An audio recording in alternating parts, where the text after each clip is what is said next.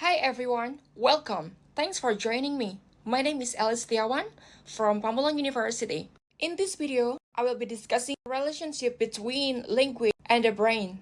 I will discuss the concept of contralateralization as well as important anatomical landmarks in the brain that are responsible for language. Let's get started. As you probably know, there are two sides of the brain, the right hemisphere and the left hemisphere, and different functions are largely relegated to one side of the brain or the other. The right hemisphere is more responsibly for creative thinking, imagination, music, art, even emotional intelligence, while the left hemisphere of the brain is more responsibly for analytical thinking, math, logic, and as well see language. Moreover, the relationship between the brain and the body is contralateral, which means the right hemisphere of the brain control the left side of the body, and the left hemisphere or the brain control the right side of the body.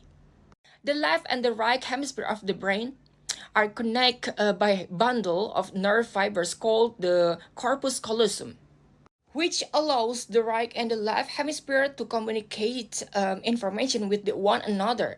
Again, the part of the brain that deal with language are located almost entirely in the left hemisphere for most people. So how do we know this? Well, there are a few pieces of evidence. First, researchers have conducted an experiment called the dichotic listening test. This requires the subject to sit with a set of earphones on, and in each ear, the subject hears a sound. It could be linguistic stimuli, such as the word dog, or non-linguistic stimuli, such as the sound of the dog barking. Result of this experiment revealed that linguistic stimuli are processed more quickly when introduced to the right ear. So studies have revealed that these so-called split brain patients were able to identify and name objects if they were placed in the right hand. But they were unable to do so if they were placed in the left hand. So why is this gain? If an object is placed in the right hand of split brain patient, that information goes directly to the left hemisphere because of contralateralization, where it can be processed and named.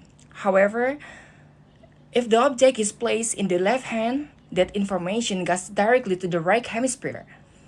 But because the corpus callosum has been served, it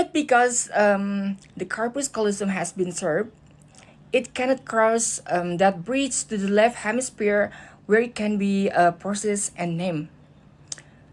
The third piece of evidence supporting this idea that the part of the brain dealing with language are located almost entirely in the left hemisphere for most people come from patients who have sustained some sort of brain trauma.